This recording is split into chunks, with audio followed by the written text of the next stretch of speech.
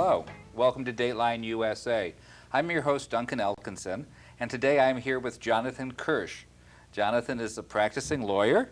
He specializes in publishing law, intellectual property rights. That's correct. And in his spare time, if there is any for a practicing lawyer, he writes books. He writes biblical histories. He has written books entitled The Woman Who Laughed at God, which is an untold story of the Jewish people. Moses, a Life. I'd like to look at that one. King David, The Real Life of the Man Who Ruled Israel. And The Harlot by the Side of the Road, Forbidden Tales from the Bible. We'll have to do an evening show with that one, Jonathan. That's X-rated. But today you're here to talk to us about your new book, God Against the Gods, The History of the War Between Monotheism and Polytheism, being published in March of 2004 by the Viking Press. Indeed.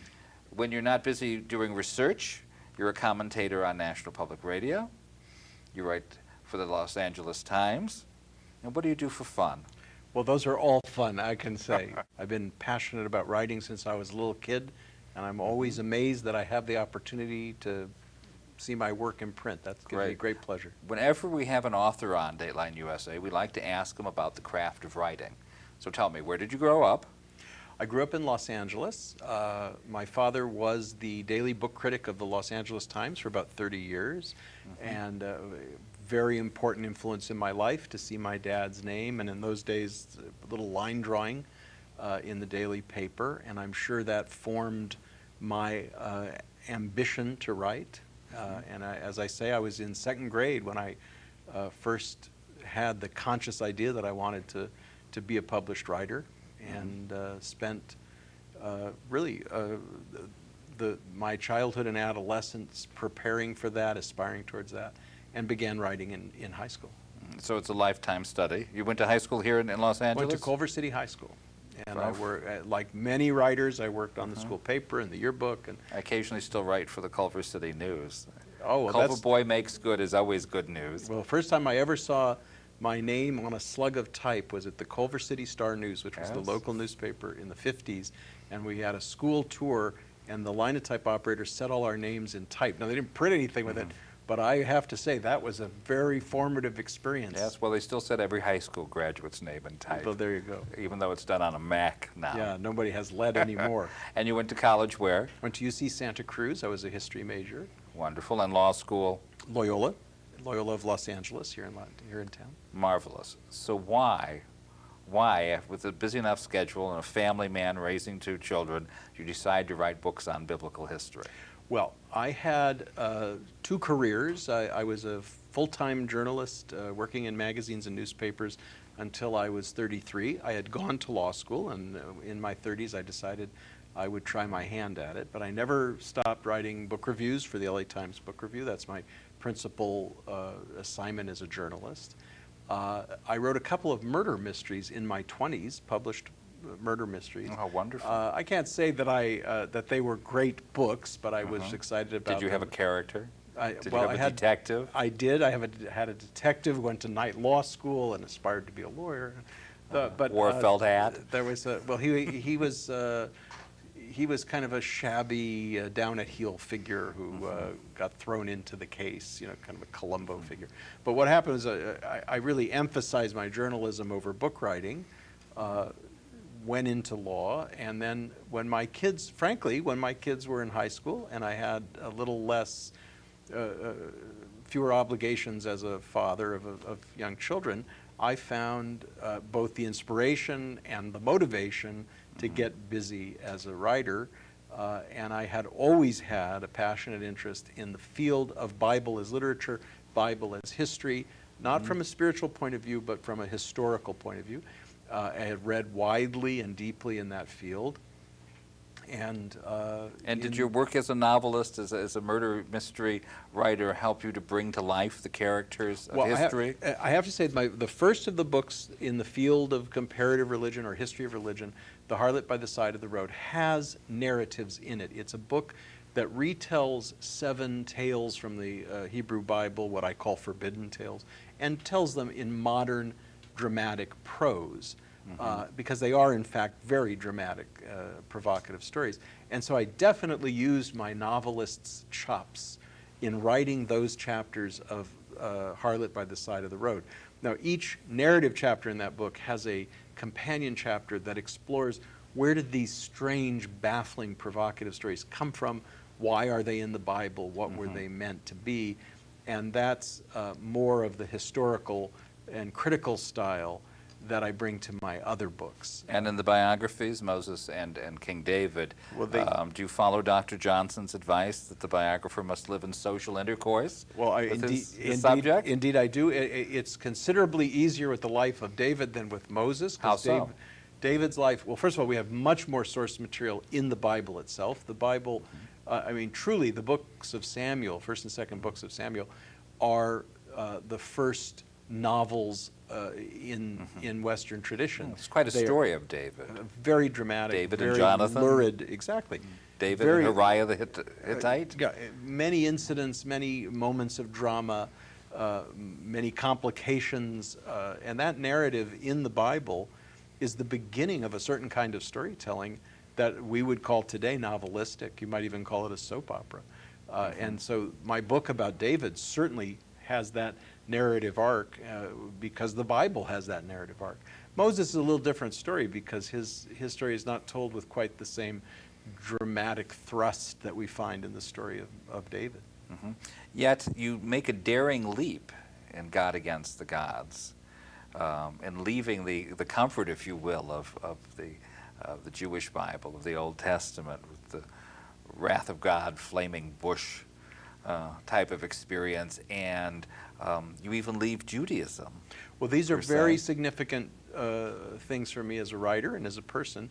I am Jewish and raised and educated as a Jew, and felt entitled in a way, empowered to write about the Jewish scriptures in a way that I frankly admit I don't quite have the same feeling about Christian scriptures and Christian history, but I boldly went where I at least had never gone before, and I passed. You and a very fine editor.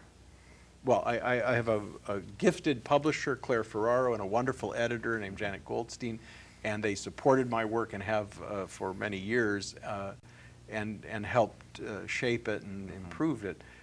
But you put your finger on two very important points, which is that I moved out of the subject of the Bible, which is ultimately unknowable, unprovable, not necessarily linked with history, into a subject that unfolds in the full light of history. My book starts in antiquity, A God Against the Gods, but it focuses on Constantine, the first Christian emperor of Rome, and Julian, his nephew, the last pagan emperor of Rome. And these are men who lived and whose lives were recorded by eyewitnesses. And we're now in the 4th century AD. 4th century of the Common Era.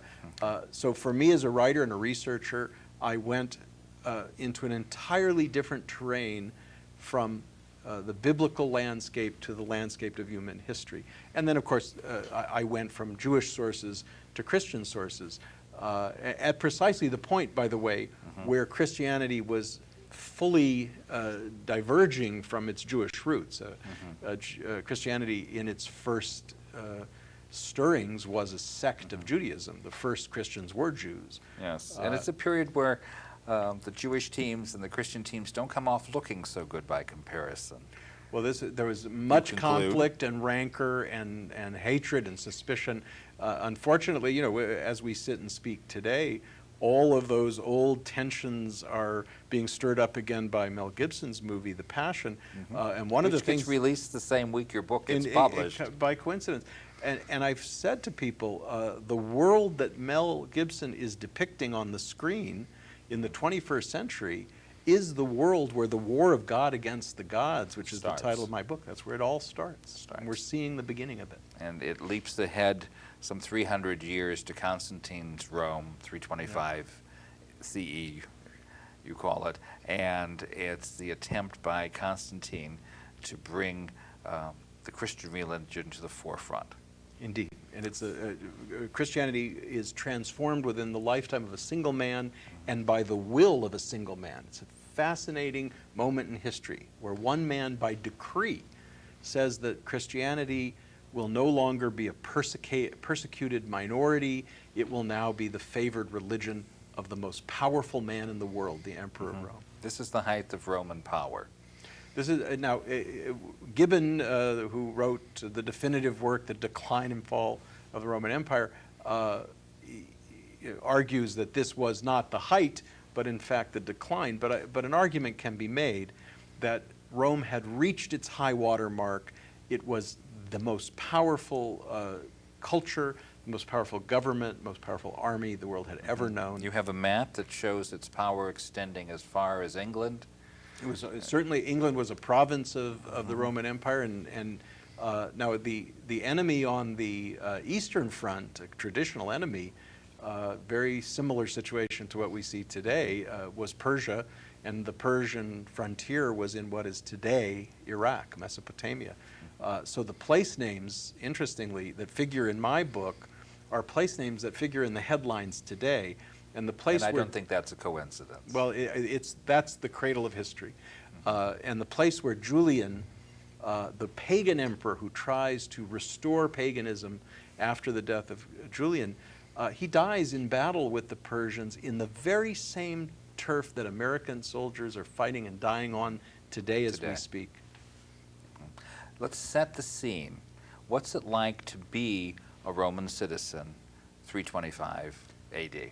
Well, ironically, it's something that we can all relate to, because what we call the New Age, the idea that there's a marketplace of religious belief and practice, that people are free to pick and choose any form of belief and practice that they favor. This is what we think of as a very modern phenomenon. That's precisely what was going on in ancient Rome. Ancient Rome and the pagan world. They had world. it 1,700 years ago. 1,700 years ago. I quote a wonderful historian from the beginning of the 20th century who describes the landscape of Rome, intending to shock his readers living in Western Europe around the 1900s, by saying this was a place where there were Tibetan lamas and Buddhist priests and Confucians, and they were all making noise in the streets, and they were all trying to get people to follow them. Well, of course, this is what a modern American city, New York, Los Angeles,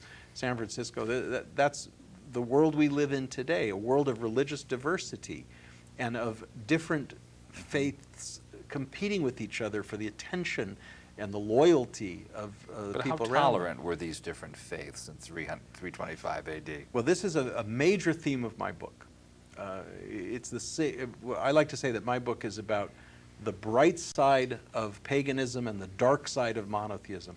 The bright side of paganism was that it was open-minded, it was easygoing, it treated with respect all the religions of the known world, and was perfectly comfortable in embracing many different religions all at once. So that in Rome, Mithra, a Persian god, Sibyl, a god of Phoenicia, Isis, a god of Egypt, even the Christian god and the Jewish god were entertained and even embraced by Romans as plausible forms of religion. You could mix and match your gods in any combination or in no combination.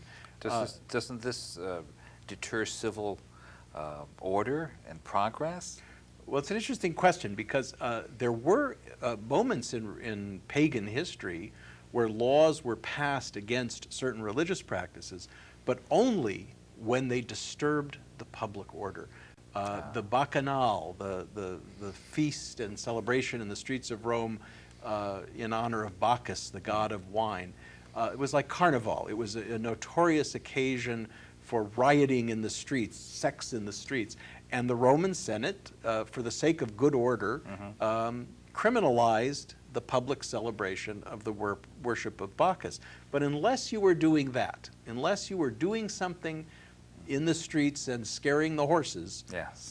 You were basically free to practice the religion you wanted. And in fact, some of these very odd and exotic gods and goddesses that came to Rome from the outlying provinces, some of them became very successful, very established, had their own cults, their own temples, their own priesthoods, and a Roman citizen might collect memberships and priesthoods and initiations in many, many different religions. I tell the story of one Roman emperor, a pagan emperor, who had the image of Jesus and had an image of Abraham, along with Isis and Mithra and Apollo, in an altar, in a shrine in his palace, because in the pagan mind, it was a safe bet to bet on more than one God. It's what one of my sources calls spiritual over-insurance. Worshipping more than one God just in case you're worshiping the wrong God. But for the society to progress, does this tolerance of so many divergent ideas foster or deter progress? Well, this is a question you could debate, but I think that we would have to say that it is the core value of the society in which we live that diversity fosters progress. I think that's what we built the United States on the basis of. We don't believe in our country, in our time, that there's just one right way to be, one religion, one political party, one color. We believe in diversity, and we believe that there is strength and progress and freedom that comes from diversity. That was the core value of the pagan world during the time of ancient Rome, the high water mark of classical paganism. And I think an argument can be made that we know for certain that it produced social and cultural benefits, because right now, today, we still regard the culture of Greece and Rome as the high culture of world history. The classic architecture, the sculpture, the philosophy, the literature, these are still held up to be the standards of the highest achievement of humankind. Those were pagan achievements. All right, so why, after 200 or 300 years in the Christian era, does Constantine come along and decide to rock the boat? Well, Constantine was a visionary. He was a revolutionary.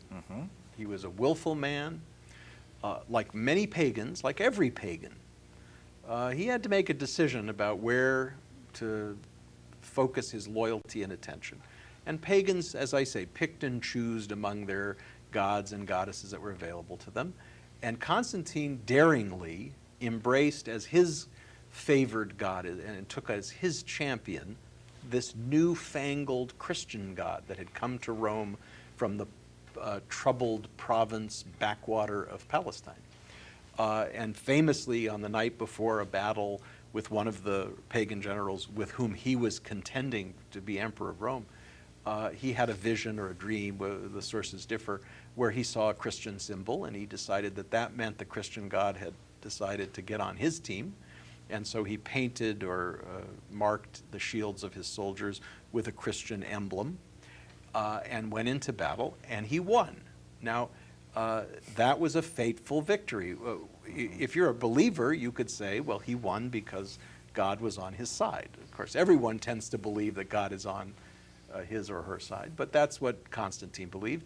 And having proven successful in battle, he said, I'm shifting my loyalty to this new Christian God. Now, as he brought Christians close to him, Christian priests and bishops and advisors, they tutored him in this radical new idea, the monotheistic idea, that there was only one God, not many gods that you pick and choose, but one God, and all the other gods and goddesses are either false, or if they're not merely false, they're demonic. That's the idea of monotheism. And thus is born intolerance. And that's my argument as well. I've talked about the bright side of paganism and the dark side of monotheism. The dark side of monotheism is that inherent in the idea of the one true God is the idea of uniformity, of rigidity, and if you take that one step farther to an extreme position, then you're saying, I possess absolute truth, I possess the only truth, and anyone else who believes and acts differently is wrong, and not just wrong, but sinful. And worthy of death. And worthy of death. And tragically, that tradition, not the only tradition in monotheism, and not the highest tradition of monotheism, but unmistakably a part of monotheism, can be found in Judaism, in Christianity, in Islam, and in the sacred writings of all three faiths. And Constantine uses a couple of political maneuvers to cement the relationship with Christianity. Well, Tell us about the Edict of Milan first. The Edict of Milan, I argue in my book, and I'm going to argue right here and now, was essentially a pagan gesture. What did he do? He prevailed on his fellow emperor. He was not yet the sole emperor. This is the co-emperor Licinius. Licinius. He said, let's take Christianity and give it the same freedom of religion that all the other religions enjoy. The Edict of Milan did not say Christianity is now the state religion of Rome. All it said was that Christians would have the same freedom of religion, the same religious liberty that the worshippers of Isis and Mithra and Apollo and countless others already enjoy. And as I've said, that was a pagan idea. He didn't criminalize the pagan faiths.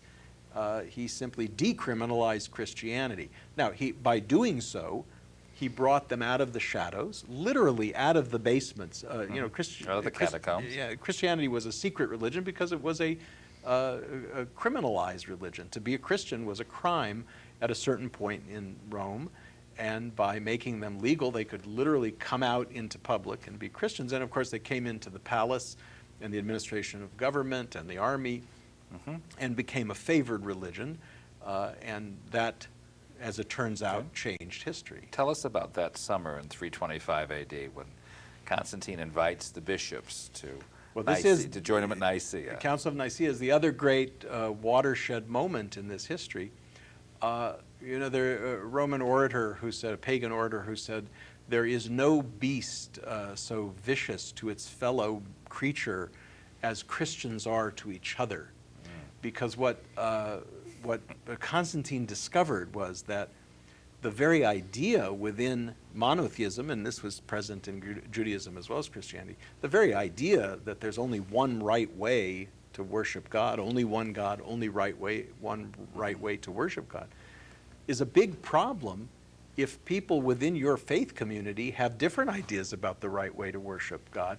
And in fact, within Christianity, there were many sects and schisms, what ultimately came to be called heresies. And these were different Christians who believed differently from each other. Constantine was rattled by this. He thought that he was getting himself involved in an orderly, well-disciplined movement, and he really counted on their political support.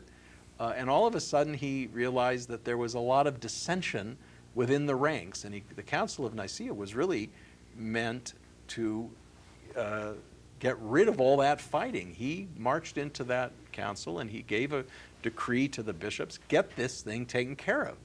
I don't want there to be dissension in the ranks of the Christians. And so Credo was adopted over a particularly hot issue, which today, I mean, it is literally a mind-boggling question, the question of the so-called Arian heresy. What is the nature of Jesus' divinity? Is he God himself, or is he the Son of God? Is he of the same stuff as God or different stuff? These are metaphysical concepts like counting angels on the head of a pin, but at that time and place, those were fighting words. And Constantine tried to, at the Council of Nicaea, tried to enforce uniformity of belief and practice in the Christian church. Ultimately failed, but that was his goal. And Constantine dies becoming a Christian at the very end. Indeed. And after a series of in-house fighting between his sons, his nephew, Julian, becomes emperor. One of the great ironies and great fateful twists of history. On the death of Constantine, his sons combine to carry out a blood purge to eliminate all the contenders to the throne except themselves, the three sons. And among the people who are slaughtered in their beds, I mean literally murdered, is Julian's father, who's a half-brother of Constantine and a potential contender for the throne. Well, Julian was a very young child at the time of his father's murder, and his uncle's murders and his cousin's murders, all the male claimants to the throne, but himself and his brother. And he grew up in a Christian household under a Christian emperor who had set a very, very bad example of what it meant to be a Christian. The Christians that he knew were murderers. Now, that's not to say that it had anything to do with the fact that they were Christians. Why did he not succeed then in bringing back the pagan ideas? Well, he grew up to be a pagan and to reveal himself as a pagan. He came to the throne and announced that he was going to do what the Edict of Milan was intended to do. He was going to grant religious liberty to everybody. He was going to open the pagan temples and legalize the worship of the pagan gods. And he ruled for less than 2 years before he rode off into battle and was killed in battle. Man, in his early 30s. And thereupon we are presented with one of the great what-ifs of history. What if Julian had reigned for 30 years as Constantine had, with the full power of the Roman Empire behind him? Would he have restored religious liberty? Well, we never found out because he died too young and went back to the way things were. All too quickly, or all too brief is our time together today. Jonathan Kirsch, thank you so much for being here. My pleasure. God Against the Gods, the history of the war between monotheism and polytheism. Really the story of Constantine and Julian. Indeed. Copiously annotated, brilliantly researched.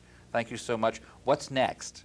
My new book is about how the religions of the world have dealt with women and the problem that human beings come in two genders. Never one to shy away from controversy. That'll be the next one. You must bring it to us. You must bring it to Dateline. Come back soon.